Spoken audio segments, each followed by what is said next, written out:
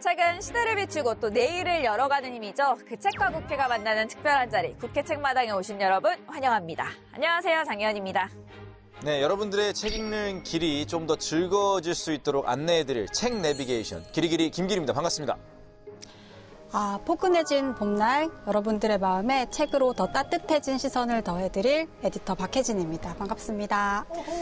아는 만큼 보이고 들린다라고 얘기를 하잖아요. 우리가 헌법에 대해서 매주 공부를 하다 보니까 네. 뉴스나 이렇게 방송에서도 유독 좀 잘 들리는 것 같더라고요. 맞아요. 어떠세요? 이제 서점에 가도 이제 헌법 관련된 책 보면 예전에는 그냥 안 보였었거든요. 근데 네. 지금은 약간 저를 좀 시험해보고 싶어서 이렇게 들춰보게 되고 내가 얼마만큼 알고 있나 이런 것도 더 확인해보고 싶더라고요. 오, 확인까지 해보고 싶어요. 네. 저는 헌법이라고 하면 정말 항상 어렵고 무거운 단어였는데 이제는 일상생활 하다가 이런 것도 이제 헌법이랑 다 관련이 되어 있구나. 다시 한번 깨닫는 시간도 되고, 그리고 지난 시간에 배웠던 거 있잖아요. 헌법은 인간을 자유롭게 한다. 요것도 가끔씩 생각이 나는 것 같아요. 헌법은 시민을 자유롭게 한다.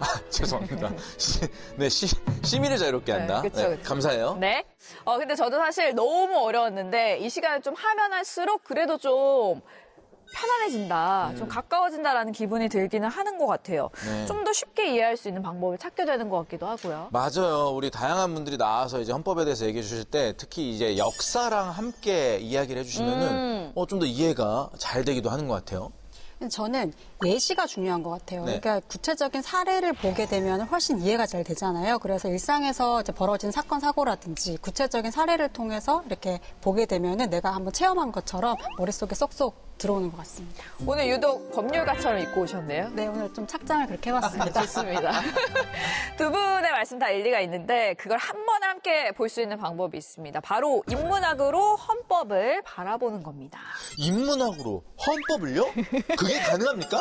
가능하죠. 오. 많은 분들이 궁금해하실 것 같은데 오늘은 책과 인문학의 시선으로 헌법을 들여다보는 시간을 마련했습니다. 책으로 만나는 헌법에서 그 이야기, 궁금증 해결해 보시죠.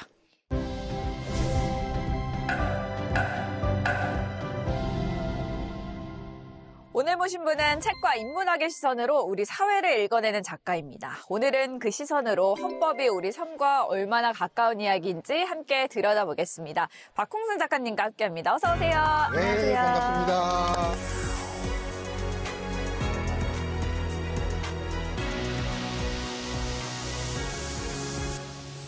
네, 인문학 작가 박홍순입니다. 오늘같이 화창한 날 감옥 같은 집필실에서 끌어내 주셔서 대단히 감사합니다. 네. 오다 보니까 벚꽃도 펴 있더라고요. 맞아요. 네, 그래서 이날 집필실 있었으면 엄청 후회했을 것 같습니다. 근데 이미 첫 인사부터 네. 캐릭터가 확실하십니다. 그렇습니까? 네. 맞습니다. 맞어요. 맞습니다. 네, 맞습니다. 맞습니다. 맞어요.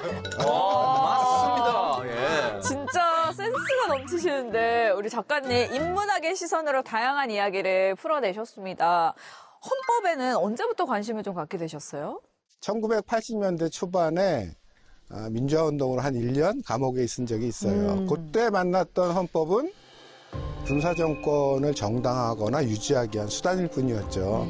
그러다가 1987년에 이제 민주화가 되고 나서 이제 새로운 헌법이 만들어졌잖아요. 그러고 나서는 상황이 달라졌어요. 과거에는 헌법이 문제였다면 네.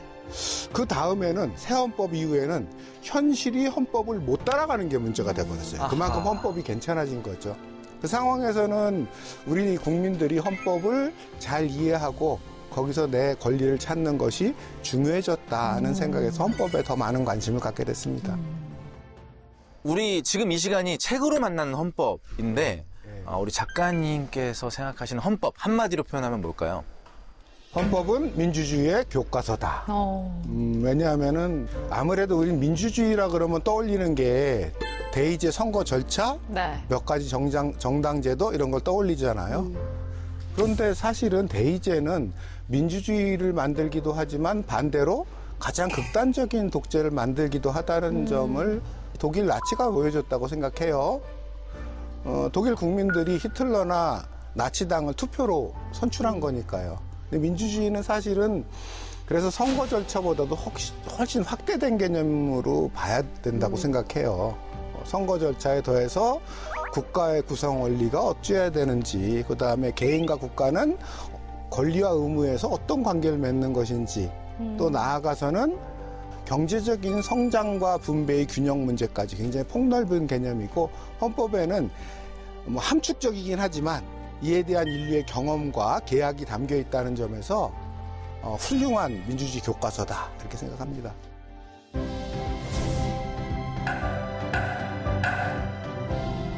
책으로 만나는 헌법 네 번째 시간입니다. 오늘은 박홍순 작가님과 함께 헌법의 발견 이야기 나눠볼 텐데요. 작가님, 책 소개 먼저 부탁드릴게요. 네, 헌법의 발견은 기존의 헌법 해설서들이 주로 법률 조항 그 자체를 좀 딱딱하게 풀어가는 것 중심이었다면은 이거를 역사적인 배경이나 인문학적인 배경을 통해서 좀 충분하게 친절하게 설명하는 방식으로 쓰고자 했습니다. 대신 과거 우리나라 독재정부 시절의 헌법과 비교하면서 현재의 실천적인 의미도 찾고, 나아가서는 헌법을 통해서 우리 한국 사회가 현재 어디까지 와 있고 또 앞으로 어디로 향해야 되는지 그 지향점까지 모색하는 그런 내용을 담고자 했습니다. 에디터님이 보실 때 이 책의 특징은 뭐였을까요? 책이 흥미로운 이유는 이제 헌법을 역사, 철학, 그러니까 인문학적 관점 이야기로 풀어준다는 점일 텐데요. 그러니까 우리가 그 시험 공부할 때도 보면 이렇게 달달달달 외우면 그때 그 시험은 통과할 수 있지만 시간 지나고 나면 잊어버리잖아요. 그리고 또 약간 변형된 문제가 나오면 못 풀거든요. 근데 이제 이렇게 원리를 이해를 하게 되면 다른 문제가 나와도 풀 수 있는 건데, 저는 이 책을 보면서 이제 그 헌법의 원리를 알려주는 것 같았어요. 그러니까 어떤 역사적인 맥락, 또 철학적 관점 위해서 이런 법들이 만들어졌나. 그래서 조금 일상생활에서 다른 사례들을 접한다고 하더라도 그때 이 헌법을 떠올릴 수 있게 쓰였다는 점에서 굉장히 좀 특징이 뚜렷한 책이라는 생각이 들었습니다. 맞습니다. 정말 유쾌하신 분을 만나서 오늘 어떤 이야기를 해주실지 더 기대가 되는데, 작가님, 이 책의 제목을 헌법의 발견으로 지으셨어요. 사실 제목이 제일 중요하잖아요. 네. 이유가 있을까요? 뭐 사실 헌법이 우리나라에 있다는 걸 모르는 사람이 어디 있겠어요. 그런데 굳이 발견이라는 말을 붙인 거는 우리가 통념적으로 알고 있는 헌법의 내용과 실제 헌법 조항이 담고 있는 풍부한 내용의 간극이 상당히 크다. 그리고 그런 점에서 그 간극을 정확히 이해할 때 정확히 헌법에 다가설 수 있다. 예를 들어서 온 국민이 아는 헌법 조항이 있잖아요. 헌법 제1조 1항. 네. 대한민국은 민주공화국이다. 근데 그게 뭐냐고 물어보면 막연해 하거든요. 근데 이게 헌법의 핵심이고 헌법 전체를 관통하는 중심 내용인데, 그걸 발견함으로써, 어떻게 보면 재발견함으로써 헌법이 말하고자 하는 바에 한 발 더 바짝 다가갈 수 있다. 그런 뜻에서 발견이라는 이름을 지었습니다. 방금 말씀하신 것처럼 왜 헌법 1조 1항이 책의 첫머리에 오는지 알 것 같습니다. 대한민국은 민주공화국이다. 그만큼 이 문장이 좀 헌법의 출발점이라고 보신 것 같아요. 그렇죠? 네, 민주주의 국가다. 뭔가 이상하죠? 네.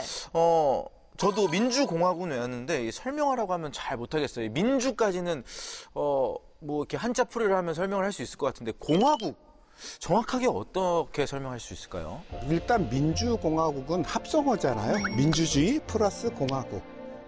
근데 그 뜻이 뭐냐? 이전에 어느 게 중심일까요? 대한민국은 뭐다? 공화국이다. 근데 어떤 공화국이냐? 민주적 공화국이다. 핵심은 공화국에 있고요. 네. 민주주의는 그걸 수식하는 언어예요. 그러니까 우리나라의 정체성은 공화국에 있다. 근데 보통은 공화국이 뭐냐 그러면은 그냥 국가를 달리 표현한 것 아닌가? 이렇게 생각하기 십상이거든요. 고대 국가만 하더라도 우리는 그리스 아테네를 민주정이라고 말하잖아요. 네. 로마는요, 공화정이라고 말하거든요. 그럼 두 개가 뭔 차이인데? 이것도 설명할 방법이 없어져요. 네. 그러네요. 우리나라 표준국어 대사전에 의하면은 주권이 국민에게 있는 정치 체제다, 이렇게 규정하고 있거든요. 근데 이 말은 그냥 민주주의를 풀어서 설명한 거예요. 그러면 우리 기리님 말씀하셨듯이 대한민국은 민주주의 국가다, 이런 의미 없는 동어 반복에 불과하게 되는 거고요. 그런 점에서 공화국의 의미를 정확히 이해하는 것이 헌법 이해의 첫걸음이다. 그렇게 생각합니다. 네, 작가님 말씀 듣다 보니까 그 공화국이라는 게 생각보다는 이렇게 기준이 딱 분명하게 있는 것 같거든요. 근데 그렇다면은 헌법에 이제 대한민국은 민주공화국이다 이렇게 돼 있는데 그럼 우리 지금 한국 사회는 얼마나 그 기준에 지금 가까이에 있는가 하는 궁금증이 또 자연스럽게 떠오르는데 어떠세요? 예, 공화국은 역사적인 개념인데요. 공화국, 즉 리퍼블릭이라고 우리 알고 있죠. 그거는 공공의 것, 네. 공공의 영역을 의미하는 라틴어에서 온 거예요. 레스 푸블리카라고. 그래서 로마 공화정에서는 사적인 것들과 공적인 것들을 구별하는 데서 공화정의 의미를 찾았는데, 예를 들어서 로마 공화정을 대표하는 인물인 키케로가 음으론에서 이런 얘기를 해요. 정의란 뭐냐? 공공의 것은 공공을 위해 사용하고 사적인 것은 자신을 위해 사용하는 데 있다. 국가는 공적인 영역이잖아요. 여기에 사적인 영역이 개입해서는 안 된다. 근데 역사적으로 볼 때 국가에 개입하는 사적인 영역은 대표적으로 세 가지가 있거든요. 네. 재산, 신분, 종교요. 그래서 로마 공화정에서는 이 중에서도 특히 재산과 신분이 국가에 개입하는 걸 막고자 했어요. 그래서 재산과 관련해서는 토지나 재산의 정도에 따라 주권을 제한하는 걸 폐지했고요. 또 신분과 관련해서는 귀족 신분이 부당하게 정치에 간섭하는 걸 막기 위해서 평민으로 이루어진 호민관 제도를 두어서 거부권을 행사하도록 했어요. 프랑스 대혁명 이후의 근대공화국에서는 이 세 가지 모두가 문제가 됐는데 먼저 신분제를 아예 폐지해버렸잖아요. 네. 종교와 관련해서는 정교 분리 원칙을 통해서 정치와 종교를 분리해버렸죠. 네. 그래서 프랑스 헌법 1조 1항을 보면은요, 네. 우리랑 조금 달라요. 프랑스는 비종교적, 민주적, 사회적 공화국이다. 이렇게 얘기해서 보다 뚜렷하게. 근데 우리는 헌법 조항 중에 정교 분리를 명확히 하고 있으니까요. 같은 내용이긴 한데, 그 다음에 재산과 관련해서는 원래 초기에는 재산이 적으면 투표권을 안 줬어요. 혁명 이후에. 일정 액수 이상의 재산세를 내는 사람에게만 투표권을 줬거든요. 그런 걸 보통 선거권으로 다 없애버리는 과정이 근대 이후 공화국의 성립 과정이다. 그런 점에서 국가에 미칠 수 있는 사적인 요소를 배제해왔던 거다. 근데 우리나라 같은 경우는 그래서 문제가 되는 경우가 있어요. 먼저 재산을 하나 보면은요, 주권을 실현하는 가장 핵심 절차가 선거잖아요. 그런데 선거에 출마하려면요, 첫 번째 허들이 있어요. 기탁금을 내야 돼요. 대통령 선거, 시장 선거, 국회의원 선거 막대한 기탁금을 네. 받아요. 거기다가 투표율이 10%를 넘지 못하면은 선거 비용 보전을 한 푼도 못 받아요. 그러니까 돈 없으면은 정치를 할 수 없어요.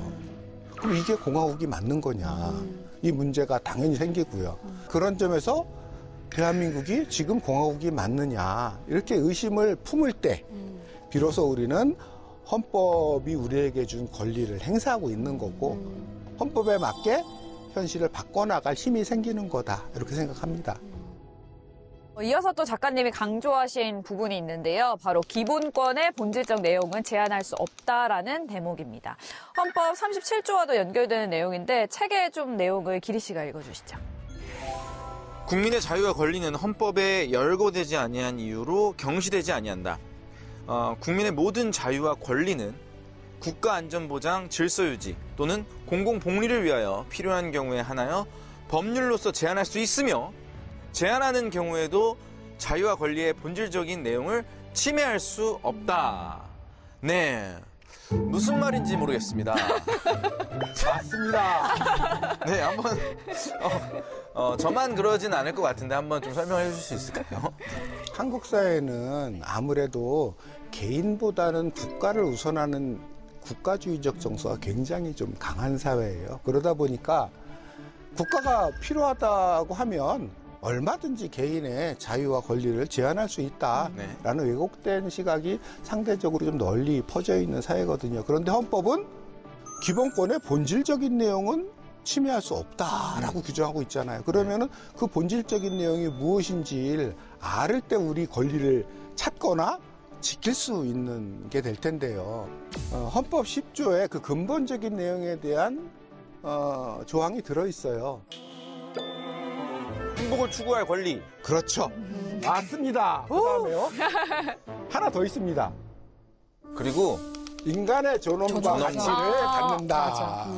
근데 이것도 막연하잖아요. 행복을 추구할 권리, 네. 인간의 존엄, 막연한 단어잖아요. 맞아요. 행복이 다 저마다 다 다르고 기준이. 그렇죠. 근데 행복을 추구할 권리와 관련해서 이제 말씀을 드리면은 예를 들어 가지고 우리나라의 근로기준법이 언제 만들어졌는지 아세요? 놀랍게도 1953년 한국전쟁 과정에 만들어졌어요. 진짜요? 전쟁 중에 노동자들이 싸워서 얻어낸 거예요. 더 일찍 만들어졌구나. 네. 그러니까 이게 왜 전쟁 중에도 이걸 만들 수밖에 없었느냐. 노동상권은 일하는 사람들의 행복 추구권이에요. 네. 대부분의 인간은 일을 해야 살잖아요. 근데 일을 할 때 내가 일과 관련된 대상과 수단을 다 가지고 있는 게 아니에요. 특히 현대사회에서는 어디엔가 고용되어 일하는 경우가 대부분이잖아요. 그럴 때 그냥 열심히 일할 수 있는 것만이 아니라 일한 만큼 정당하게 보상을 받을 때 우리는 비로소 행복할 수 있는 권리가 충족이 됩니다. 그래서 자기의 요구를 단체를 결성해서 단체적으로 교섭을 하고 그 다음에 그것이 통하지 않을 때는 단체로 행동할 수 있는 권리를 보장해 준 것이 노동 3권.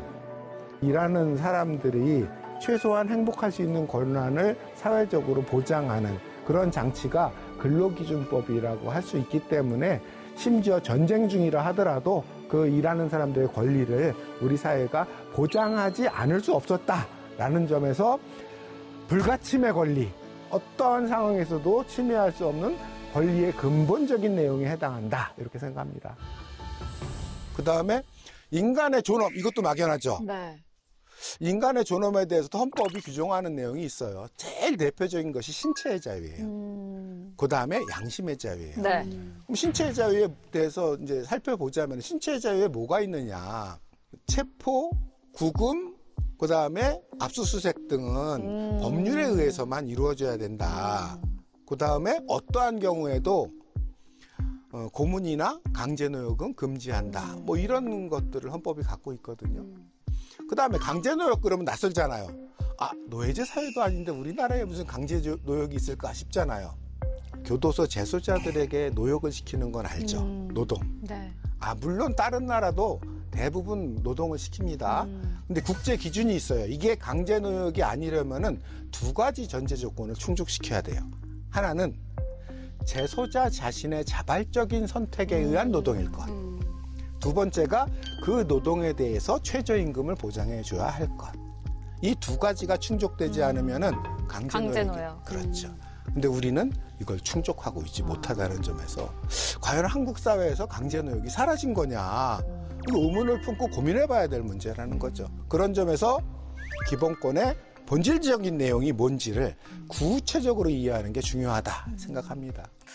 그렇다면 아까 전에 작가님도 퀴즈를 내셨던 것처럼 저도 두 분에게 좀 네. 질문을 드려보도록 하겠습니다. 헌법 제19조와 관련된 내용을 좀 나눠보고 싶은데 네모에 들어갈 단어가 뭔지 두 분이 맞춰주시면 되거든요. 네. 모든 국민은 네모의 자유를 가진다. 네, 모든 국민은 애드립의 자유를 가진다. 중요합니다. 개그맨에게 중요합니다. 종교의 자유? 뭐 그런 거 떠오르네요. 신체의 자유? 신체의 자유.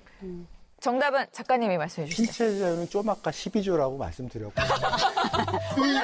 으이구! 가르쳐 줘도 몰라. 19조는 애드립의 자유입니다. 어. 라고 말하긴 가능하죠.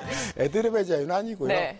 애드립도 사실은 포함이 돼요. 네. 누구나 애드립 할 수 있어야 되잖아요. 그걸 다 포괄할 수 있는 개념으로 네. 양심의 자유. 아, 정답은 그것도. 양심의 자유고요. 아, 그러면 이 표현의 자유 또한 양심의 자유 안에 속해 있는 거라고 보면 될 것 예. 같은데, 사실 저희가 이제 여기 다 방송을 하고 저는 개그도 하고 연기도 하고 하기 때문에 이 자유에 대해서 굉장히 많은 생각이 들어요. 왜냐하면 나의 어떤 표현의 자유로 인해서 누군가에게 또 상처가 될 수도 있다라는 생각이 들어서 굉장히 궁금한 부분들이 많은데 이 책에서 양심의 자유, 학문과 예술의 자유를 굉장히 중요하게 다뤘잖아요. 왜 이 부분을 이렇게 꼭 짚으셨는지 궁금합니다. 그것도 한국 사회의 경험과 관련이 있는데요. 한국 사회는 아주 오랜 기간 권위주의 통치 경험을 갖고 있고 그다음에 분단 상황이잖아요. 네. 거기다가 유교적인 요소가 굉장히 뿌리 깊게 남아 있어서 아무래도 이 뭐 학문이든 예술이든 표현이든 그 제한하는 폭이 다른 나라에 비해서는 넓은 편이에요. 근데 이제 김기리 님도 아시겠지만 개그맨이시니까 방금 말씀하셨듯이 지상파 방송에서 심의와 제한의 폭이 상당히 넓고 엄격하잖아요. 네네. 그러다 보니까 개그를 하더라도 정치 풍자나 사회 풍자나 이 파격적인 소재를 다루는데 굉장히 제한이 많으니까 네. 자폭 개그를 하는 경우가 많아요. 막 분장 개그라든가 자기를 망가뜨리는. 네. 에디터님도 경험하시겠지만 출판에서도 정치적 소재가 좀 제한이 되고요. 그래서 우리 사회가 다른 나라보다도 표현과 예술의 자유가 제한되어 있기 때문에 더더욱 이 헌법에 대한 이해가 구체적으로 이루어져야 된다 생각합니다. 양심의 자유를 작가님께서 책에서는 좀 범위를 넓게 보고 계시더라고요. 그 헌법에서 말하는 양심의 자유는 그럼 그 범위가 어느 정도까지로 볼 수 있을까요? 양심이 뭐죠? 양심. 너잘 걸렸다. 아, 걸렸다. 양심? 네. 뭔가 내가 생각할 때 스스로 부끄럽지 않은 그런 거 아닐까요? 부끄럽지 않은도 포함될 네. 텐데요. 그럼 어떨 때 부끄럽지 않은가를 따져보게 되면 사실은 양심에는 옳고 그름을 분별하는 의식 혹은 사회적으로 선과 악을 분별하는 의식을 포함하는 개념이 양심이거든요. 네. 거기서 벗어날 때 우리는 부끄러움을 느끼게 되는 거죠. 그러니까 그만큼 막연한 기분이나 어떤 감정이 아니라 양심이라는 게 신념 혹은 사상 이것까지를 포함한 사회적인 성격을 가지고 있는 인간이 사회적 존재인지라 그런 점에서 양심을 생각하시면 될 것 같습니다. 유독 오늘 작가님과의 대화가 심오하고 깊이 있는 것 같은데요. 책을 읽다 보면 우리가 헌법을 좀 익숙하게 안다고 생각을 했지만 사실은 다르게 이해하는 부분이 참 많더라고요. 작가님께서 보실 때 대표적인 헌법의 오도 어느 부분일까요? 여러 가지가 있을 수 있겠는데 제가 보기에는 가장 제 개인적인 생각입니다. 네. 전형적으로는 헌법 7조 2항에서 말하고 있는 공무원은 정치적 중립성을 법률로 보장한다, 보장된다 이렇게 말하고 있거든요. 이에 따라서 우리나라 법률에서는 공무원의 정당 가입, 정치 활동을 엄격히 금지하는 법률을 가지고 있고요. 또 우리는 그걸 당연하다고 생각해요. 헌법이 그렇게 규정하고 있다고 생각해요. 그런데 보장된다, 보장한다라는 말은요. 무엇을 가진다라는 표현과 함께 헌법에서 권리를 지칭할 때 쓰는 전형적인 표현이에요. 권리의 표현이에요. 근데 이거를 법률에서 의무로 규정하는 거는 이 반대 아니냐. 그럼 왜 이거를 보장된다라는 권리의 표현으로 삼았느냐. 그것 역시도 우리나라만이 아니라 세계적인 경험이 이 표현에 녹아 들어가 있어요. 실제로 OECD 국가들은 거의 대부분 공무원과 교원의 정치활동, 정당 가입을 허용하거든요. 우리나라만 거의 유일한 예외에 속할 거예요. 그런 점에서도 깊은 고민이 필요한 내용입니다. 사실 이제 이 책이 2015년도에 출간이 됐잖아요. 근데 그 이후로 책이 몇 차례 역주행을 하면서 이제 계속 주목을 받았고 최근에도 다시 주목을 받았는데 그때마다 작가님이 이제 이 책을 바라보는 마음이 조금씩 바뀌기도 하고 새삼 이제 다를 것 같기도 했거든요. 어떠셨어요? 책이 나오고 딱 1년 후에 2016년 촛불혁명이 일어났어요. 근데 그때까지만 해도 헌법 해설서가 많지 않았어요. 있긴 있었는데 주로는 사법고시 수험서였기 때문에 네. 딱딱했어요. 그래서 요 책이 나오고 나서 아무래도 관심을 받게 됐었고 그때 덕을 봤죠. 그리고 작년에 빛의 혁명 때 또 헌법에 대한 관심이 확 늘어나면서 또 덕을 좀 봤습니다. 근데 좀 씁쓸한 마음이긴 해요. 왜 우리 옛말에 난세에 영웅 난다 그러잖아요. 네. 근데 한국 사회는 난세가 돼야 헌법에 대한 관심을 가져요. 좀 정말 큰 사건이 일어났을 때. 그렇죠. 헌법은 국민계약이다. 그런 점에서 정세와 무관하게 국민이 어릴 때부터 숙지해야 되고 이해해야 되는 내용이다. 사실 많은 민주국가들이 초등, 중등, 고등 교육과정에서 정식 교과로 이 헌법을 가르쳐요. 민주주의를 가르치고 우리나라도 그럴 때가 되지 않았나. 국영수처럼 민주교과에서 헌법을 가르칠 때가 되지 않았나. 그렇게 생각합니다. 헌법의 발견에 관해서 얘기를 나눠봤는데 직접 좀 마음에 드는 구절을 낭독해 주시면서 마무리해 보겠습니다. 국민보다 인간이 더 우선하고 중요하다. 프랑스 인권선언에서도 인간의 권리가 시민의 권리보다 우선한다. 시민의 권리가 사회계약으로 보장된 권리라면 인간의 권리는 인간 본성에 근거한 천부의 권리다. 이는 이성적이고 자유로운 주체인 인간 본성으로부터 나온다. 전문에서는 다음과 같이 규정하고 있다. 국민의회로 대표되는 프랑스의 인민은 인권에 대한 무시 또는 멸시가 국민의 불행과 정부의 부패를 야기한 유일한 원인이라고 간주하여 엄숙한 선언을 통해 자연적이고 빼앗길 수 없으며 신성한 인간의 권리를 표명하기로 결의했다. 형법이라든가 민법이라든가 우리나라의 여러 법률은 대부분 국민 개인의 의무를 규정하고 있어요. 그런데 헌법은 거의 대부분의 내용이 개인의 권리를 강조하는 내용이에요. 그러니까 우리에게 최대한 유리하고 우리가 최대한 알아야 되는 내용들이죠. 그런데 그 권리에 있어서 이 내용을 보면은요, 인간의 존엄과 가치를 가지며 행복을 추구할 권리를 갖는다 그랬잖아요. 국민이 아니라 인간이에요. 말씀하신 것처럼 난세가 아니라 일상에서 늘 헌법이 좀 사랑받고 많은 분들이 관심을 가지면 좋겠다라는 생각이 드는 시간이었습니다. 작가님, 오늘 집필실을 벗어나서 국회까지 와주심에 다시 한번 감사드립니다. 네, 감사합니다.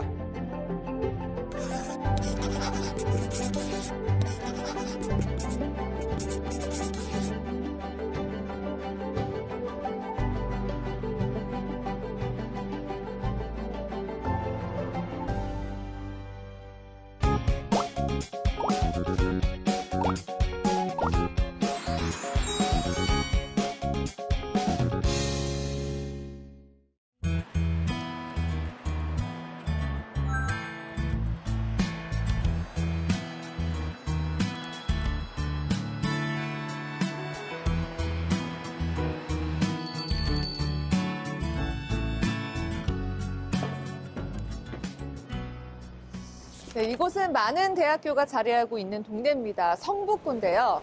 성북구에는 고려대학교부터 국민대, 서경대, 한성대, 동덕여대, 성신여대 등등 많은 학교들이 이곳에 몰려 있습니다. 당시 대형 캠퍼스를 만들 공간을 찾을 때 이곳 성북구가 워낙 산이 많기도 하고 아직 개발이 덜 됐던 도심 주변이라서 대학이 자리 잡기 좋은 환경이었습니다.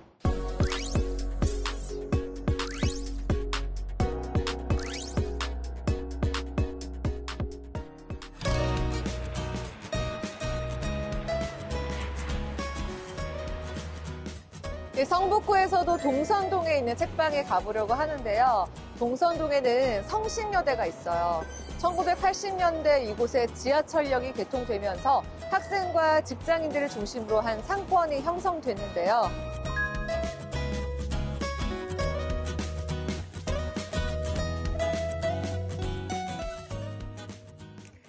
여대 앞이라는 이미지로 당시에 패션과 화장품, 네일샵 등 여성 소비자를 타깃으로 한 소형 점포가 밀집했다는 특징이 있더라고요. 실제로 이 상권에는 2030 여성 비율이 높아서 소비 패턴도 다양하고 실용성과 감성을 함께 추구하는 경향도 보인다고 합니다.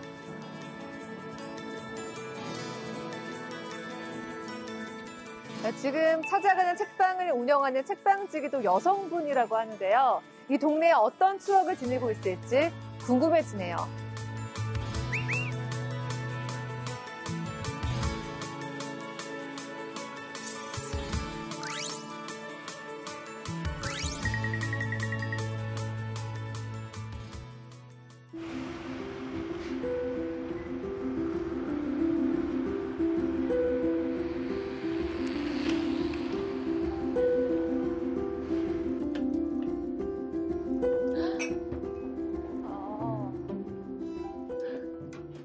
초록서림이라는 책방에 도착을 했습니다. 이렇게 푸릇푸릇한 화분들이 저를 반겨주는 것 같은데요. 초록서림, 이 계절과도 참 잘 어울리는 책방 이름인 것 같아요. 시원하게 통창으로 되어 있어서 안에 내부도 초록초록한 그런 분위기일 것 같은데요.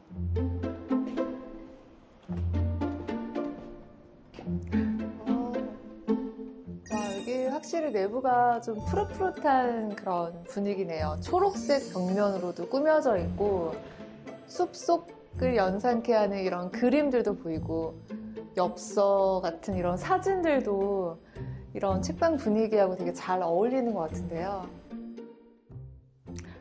안녕하세요. 반갑습니다. 네, 안녕하세요. 네, 안녕하세요. 책방지기님 맞으시죠? 네, 맞습니다.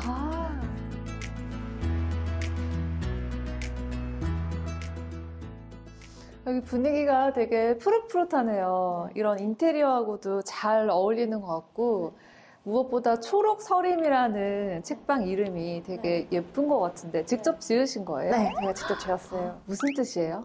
일단 초록은 제가 초록색을 좋아해서 초록을 무조건 넣고 싶었고, 그리고 서림은 책으로 지은 숲이란 뜻인데 저희 서점도 서림처럼 책으로 지은 숲이었으면 좋겠다는 마음에서 서림이라는 단어를 넣고 싶었어요.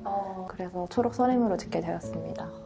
책방 이름답게 이 분위기도 딱 어울리는 것 같아요. 네, 감사합니다. 여기 운영하신 지는 얼마나 되셨어요? 아직 한 달도 안 됐어요.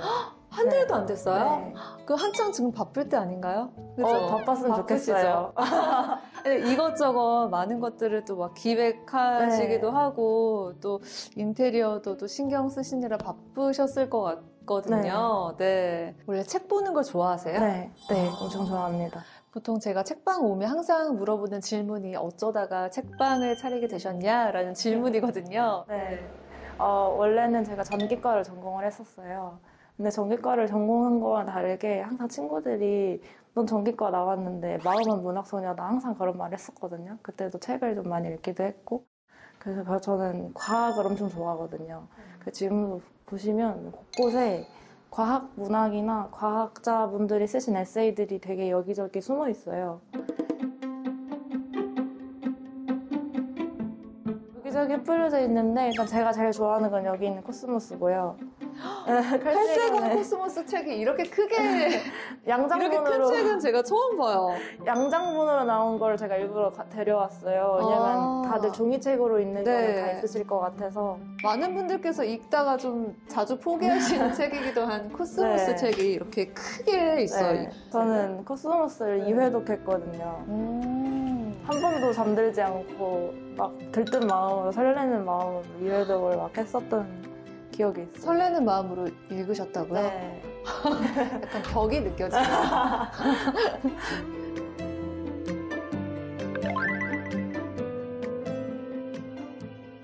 아무래도 이제 공대생이시다 보니까 공학 관련된 책들을 조금 문학적으로 풀어낸 그런 책들도 있지 않을까 싶어요. 여기에 보시면 여기 두 번째 줄이 여기서부터 여기까지는 다 과학문학이에요. 이제 장편 소설이나 단편 소설집들도 있습니다. 저런 소설책이 과학 분야예요?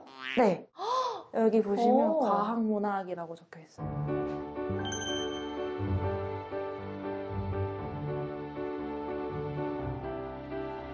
근데 보통 다들 과학문학이면 SF를 말하는 거잖아요. 네. 그럼 다들 막 하늘을 날아다니는 자동차 이런 거 생각하시는데 사실 그런 거는 아니고 그 세계관 속에서 살아가는 우리랑 똑같은 사람들의 이야기를 많이 담고 있어요. 이게 소설인데 이제 네. 풀어낸 것들이 있구나. 네. 그래서 저희 과학 에세이나 소설이 군데군데 있는데 한번 찾아보시겠어요?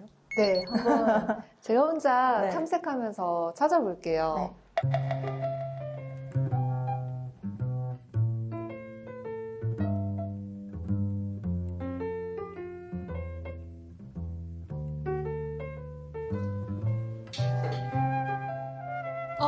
찾았다. 물고기는 존재하지 않는다. 이 책 굉장히 유명하죠. 표지도 되게 예쁜데 과학 기자 출신 분이 작가로 이렇게 글을 쓰신 거예요.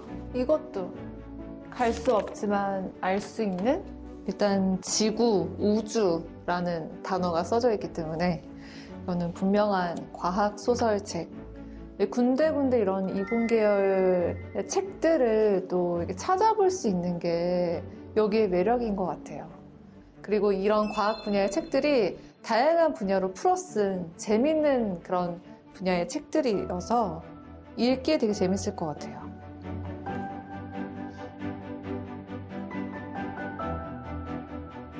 이렇게 책들마다 메모지들 이렇게 붙어 있는데요. 요즘 책방들이 대부분 이런 메모지가 붙어 있는 게 기본값인 것 같아요. 이 책은 책장에 넘길 때마다 눈물 때문에 앞이 흐릿해져서 이 책을 선명하게 본 사람은 거의 없을 것 같다라는 그런 메모가 붙어 있거든요. 책은 증조할머니부터 나까지 내려오는 4대에 걸친 여성들의 서사를 그린 책입니다. 이 책을 특별하게 좀 좋아하세요? 네, 저희 책을 사실 제가 책방지기를 하게 해준 씨앗이 된 책인데요. 제가 입사할 때 아예 출가를 해서 독립을 했었거든요. 그래서 그때 너무 기댈 곳이 필요해서 소설을 찾아서 읽으려고 했는데 이 책을 만난 거예요. 근데 이 책을 통해서 위로를 받은 경험이 토대가 돼서 지금의 제가 되었습니다. 아, 거기에 또 힘을 얻으셨군요. 네. 이 책에.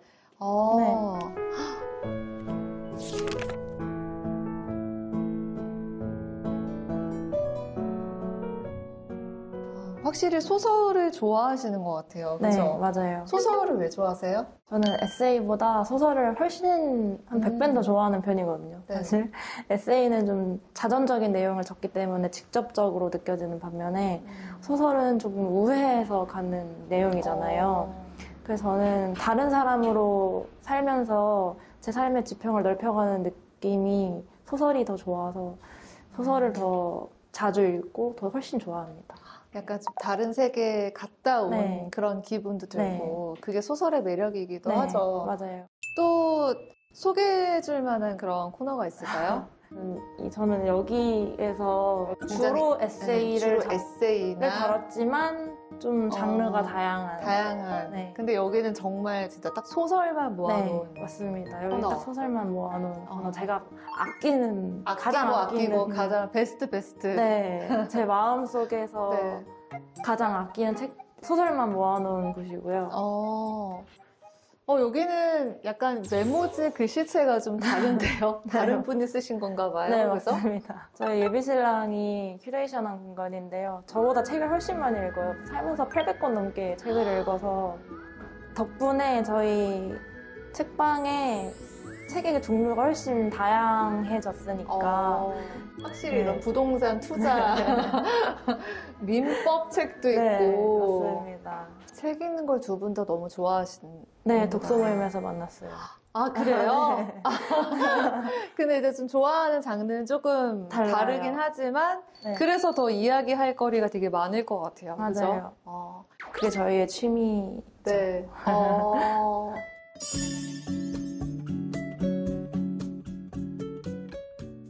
이쪽은 독립출판물인 거죠? 네, 맞습니다. 이쪽에 보시면 다 독립출판물인데 대부분 작가님들이 직접 샘플북을 가지고 오셔서 큐레이션을 이렇게 해달라는 식으로 같이 얘기를 하고 가시기도 해요. 대형 서점에서 볼 수 없는 이런 독립출판물의 매력은 좀 뭐라고 보세요? 나만 안다? 아, 나만 한다. 네. 맞아요. 좀 희귀템이죠. 네. 네. 희귀하다. 맞아요. 여기는 어떤 공간이에요?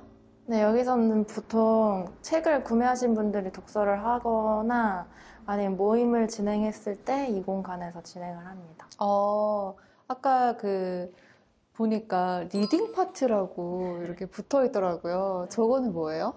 리딩 파티는 뭔가 진짜 파티를 하는 건 아니고요. 다 같이 앉아서 각자 읽고 싶은 책을 묵독을 하는 모임이에요. 그리고 1시간 정도 묵독을 하고 제가 정해놓은 질문 카드를 통해서 책 이야기를 가볍게 나누면서 서로 간의 느슨한 연결을 추구하는 모임입니다. 그렇구나. 매주 금요일마다 리딩 파티. 그럼 여기는 뭐예요? 이 공간은 이제 방명록을 쓰는 공간인데요. 혼자만의 시간을 좀 즐기셨으면 좋겠는 마음으로 만든 공간이에요. 여기 초록서림이라는 책방을 방문하시는 분들에게 어떤 책방으로 기억됐으면 좋겠는지.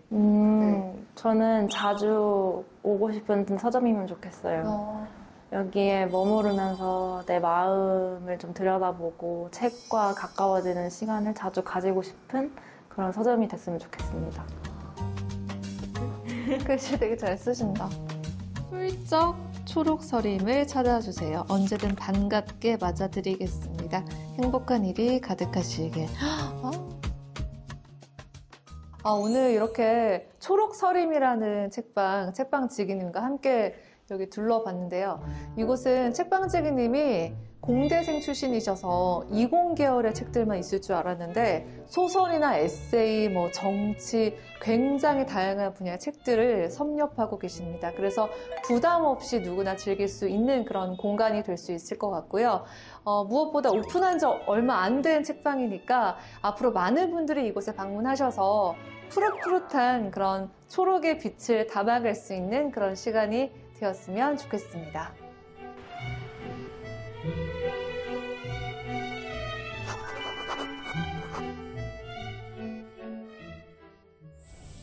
요즘 나들이 가기 정말 좋은 날씨잖아요. 사랑하는 사람과 동네 서점 나들이 한번 다녀오시죠. 자, 이번에는 기리 씨와 함께 다음 코너 진행해볼까요?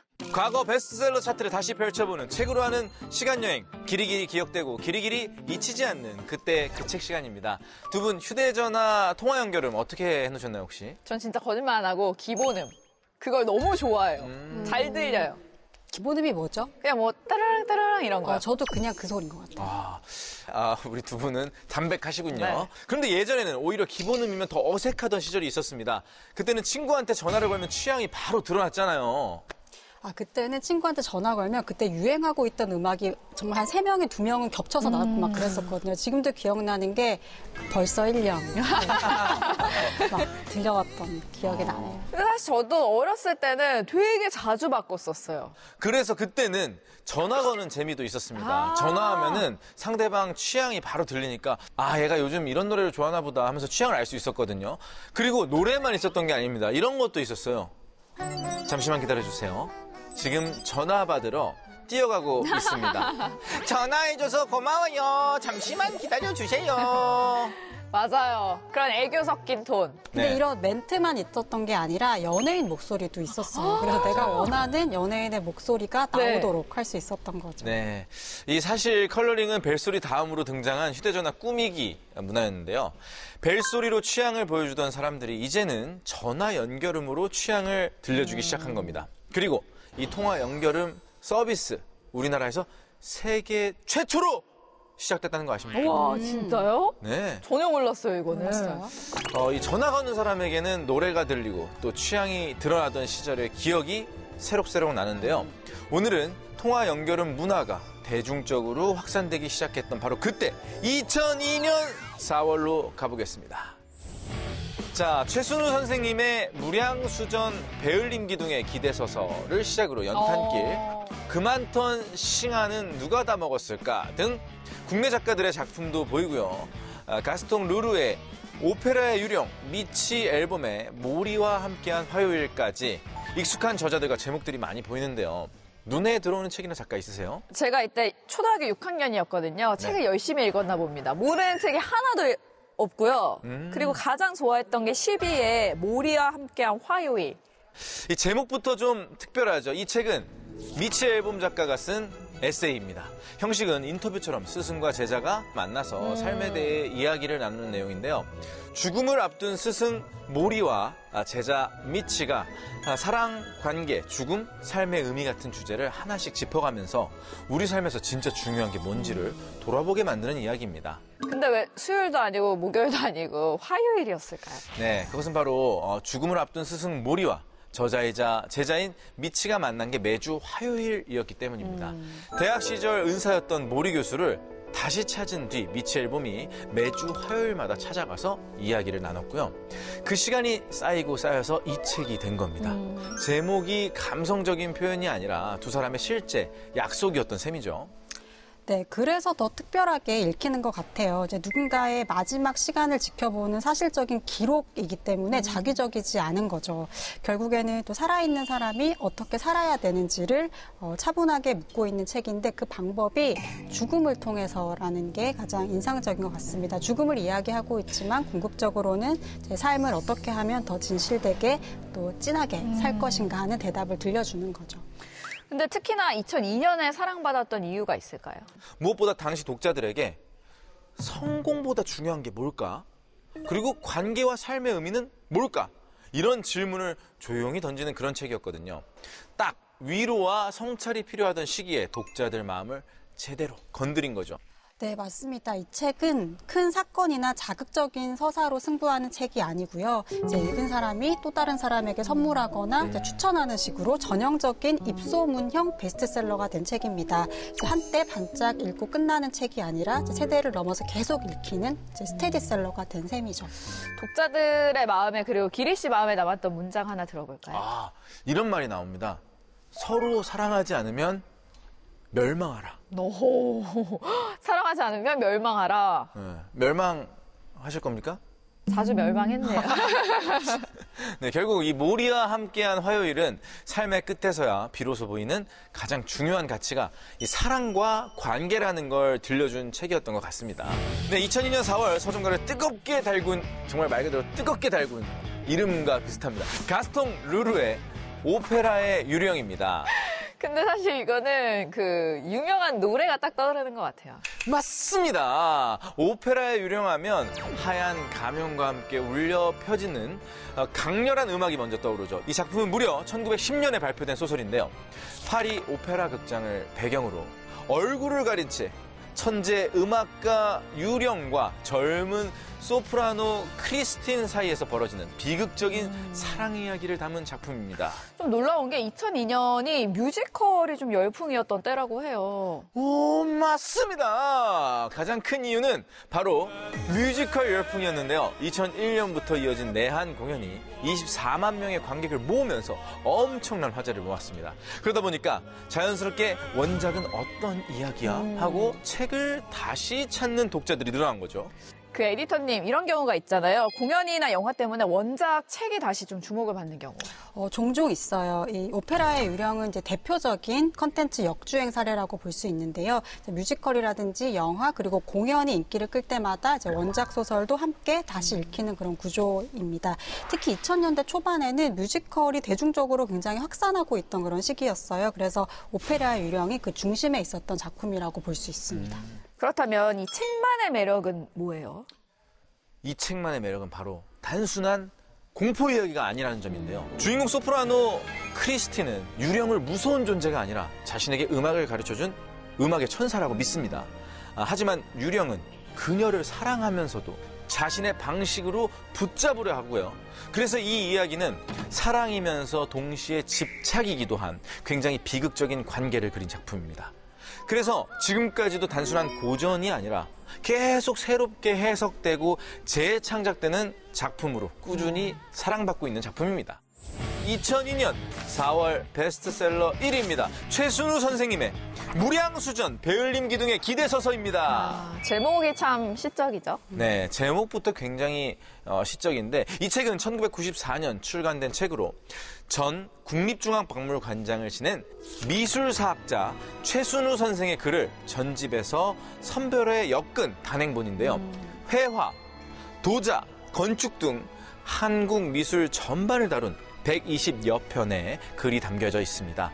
특히 무량수전의 배울림 기둥처럼 우리가 스쳐 지나가기 쉬운 디테일 속에서 한국적인 아름다움을 발견하게 해주는 그런 책입니다. 그러니까 이 책이 사랑받은 이유를 보면 일단 제목부터 어딘가 좀 남다르잖아요. 네네. 그러니까 보통 한국의 문화재를 알린다 그러면 조금은 따분하고 이렇게 설명적으로 좀 딱딱하게 이야기를 하기 마련인데 이 책은 그런 이론적인 접근 방식을 선택한 게 아니라 직접 보고 느낀 감정을 중심으로 좀 서정적이고 정서적인 접근을 했다는 게 이제 큰 특징이에요. 그래서 독자들도 이게 뭐 이런 문화재가 있구나 훌륭하구나 이렇게 알고 끝나는 게 아니라 직접 가보고 싶다. 그리고 그 자리에 서서 나도 한번 그 느낌을 느껴보고 싶다 이런 이제 생각을 들게 하는 책이었기 때문에 이런 좀 역사 문화재를 다룬 책임에도 불구하고 베스트셀러가 됐던 것 같습니다.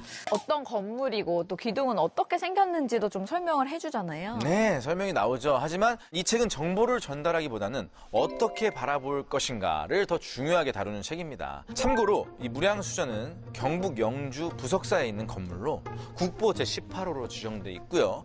베을림 기둥은 가운데가 살짝 이 불룩한 형태로 만들어져서 더 안정감 있고 아름답게 보이도록 한 기둥입니다. 신기하게도 이 책이 꽤 오래전에 나온 책임에도 불구하고 2002년에 다시 사랑을 받게 됩니다. 네, 이 책이 다시 주목받게 된 계기가 있습니다. 바로 M사의 프로그램이죠. 느낌표, 책을 읽읍시다 코너였는데요.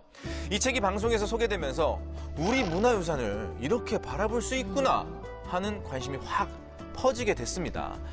그 영향으로 판매량이 급증하면서 오래된 책이 다시 베스트셀러 1위까지 오르는 대표적인 역주행 사례가 된 겁니다.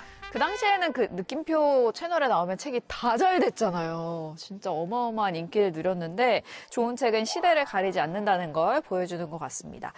최순우 선생이 우리 문화유산을 다룬 글 중에서 한 문장을 소개해 주신다면요? 한국의 미술은 언제나 담담하다. 그리고 욕심이 없어서 좋다. 없으면 없는 대로의 재료, 있으면 있는 대로의 솜씨가 꾸밈없이 드러나는 것. 다채롭지도 수다스럽지도 않은 그다지 슬픈 것도 즐거울 것도 없는 덤덤한 매무새가 한국 미술의 마음씨다. 멋진 문장이네요. 결국 이 책은 우리 문화유산을 바라보는 눈을 키워준과 동시에 세상을 어떻게 바라볼 것인가 좀 생각하게 만드는 책이었던 것 같습니다. 네, 오늘 함께한 그때 그 책, 진짜 제가 유독 책을 많이 읽었던 시절이라서 더 기억에 남는 것 같습니다. 다음 주에도 서점가를 뒤흔들 그 책들 기대 많이 해주세요.